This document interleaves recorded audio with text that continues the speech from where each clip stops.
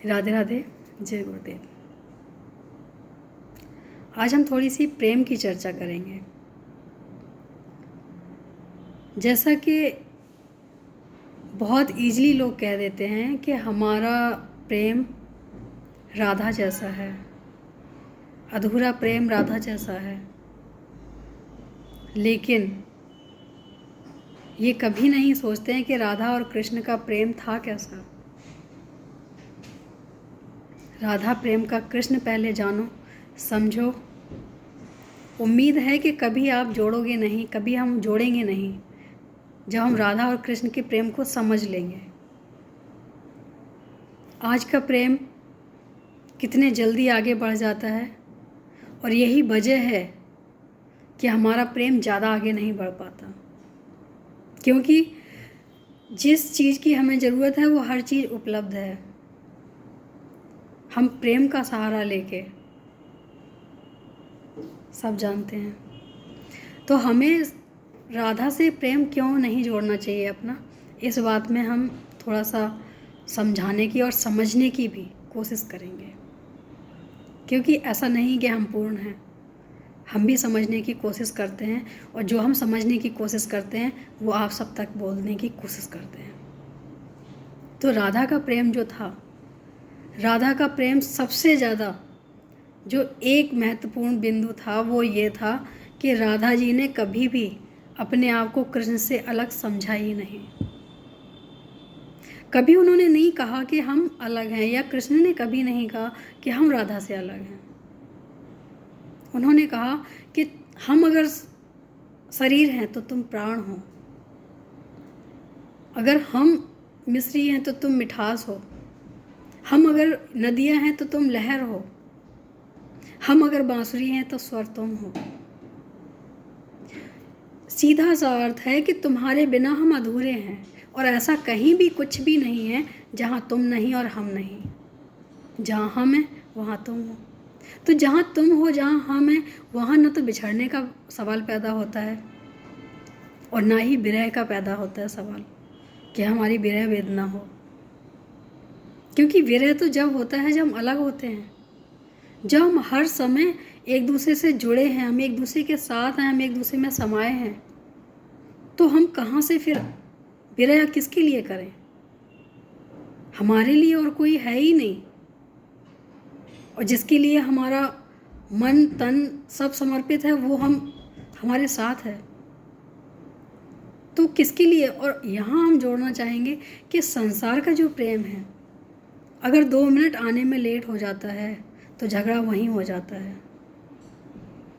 अगर हम सांसारिक प्रेम बात करें तो अगर हमने या किसी ने किसी को कुछ नहीं दिया तो प्रेम भंग हो जाता है, लड़ाइयाँ शुरू हो जाती हैं। अगर उन्होंने किसी की बात, सामने वाले की बात नहीं मानी, या सामने वाले ने उसकी बात नहीं मानी, प्रेम भंग हो जाता है। कैसा प्रेम है? क्या इसी को प्रेम कहते हैं? प्रेम का तो सीधा सा अर्थ है सिर्फ देना और देना और देना। क्या कभी माँ ने कहा कि बेटा आज मैं दूध पिला रही हूँ, जब मैं इस लायक हो जाऊँ तो मुझे दूध पिलाना, या आज मैं तुम्हारा मलमूत्र साफ़ कर रही हूँ, जब समय आए तो तुम मेरा साफ़ करना? क्या माँ इस स्वार्थ से पालती है बच्चे को? ये परमात्मा का प्रेम बिल्कुल माँ बेटे जैसा होता है,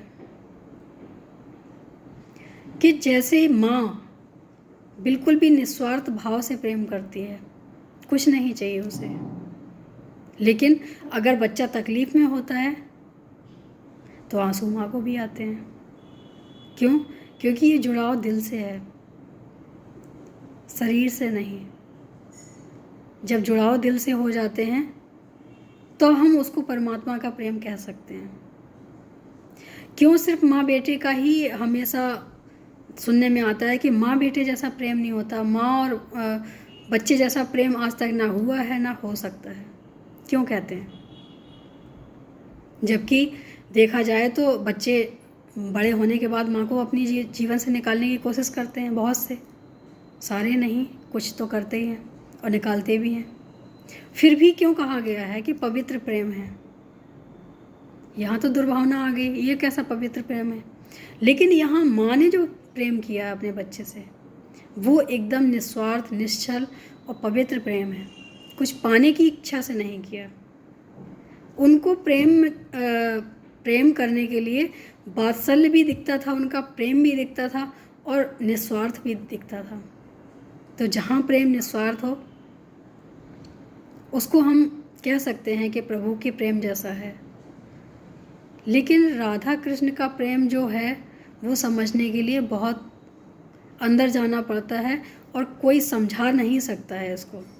लेकिन हाँ, कुछ कथाओं के माध्यम से हम समझने की कोशिश ज़रूर कर सकते हैं कि अगर सच में हमारा राधा कृष्ण जैसा प्रेम है तो देना सीखो, लेना नहीं। किसी को तकलीफ़ देके अपनी खुशी मत ढूंढो। अगर अपनी खुशी चाहिए तो फिर राधा से नाम मत जोड़ो। राधा का प्रेम, परमात्मा का प्रेम बिल्कुल निस्वार्थ है और कभी अलग नहीं हुए, कभी किसी ने एक दूसरे को पाने की कोशिश भी नहीं की। चाहते तो भगवान थे, वो कुछ भी कर सकते थे, लेकिन ऐसा नहीं हुआ क्योंकि उन्होंने कभी अलग समझा ही नहीं। राधा कृष्ण का प्रेम बहुत ही मार्मिक है। ये कोई महान पुरुष, महान संत ही समझा सकते हैं। हम तो क्या सिर्फ बोल सकते हैं जो हमने सुना है। लेकिन इतना समझ आता है कि राधा कृष्ण के प्रेम में लेस मात्र भी कोई भी इच्छा नहीं थी, कोई भी ज़रूरत नहीं थी। जहाँ निस्वार्थ प्रेम हो वो परमात्मा का ही होता है। और यहाँ राधा और कृष्ण का प्रेम अटूट था, अटूट है, अटूट रहेगा।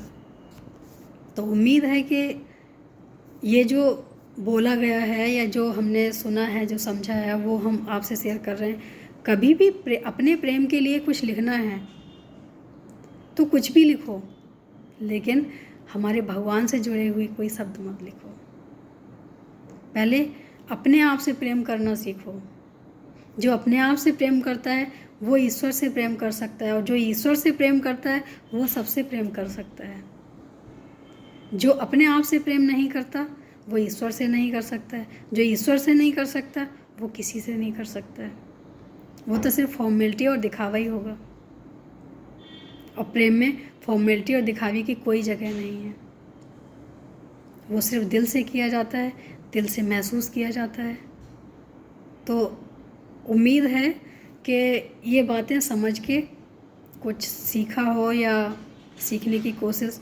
मेरी बात अच्छी ना लगे तो ग्रंथ उठा के देखो, सुनो, इनके प्रेम के बारे में पढ़ो, फिर कोशिश करो कि मैं ऐसा कुछ भी ना लिखूं जिससे हमारे प्रभु को ठेस पहुंचे।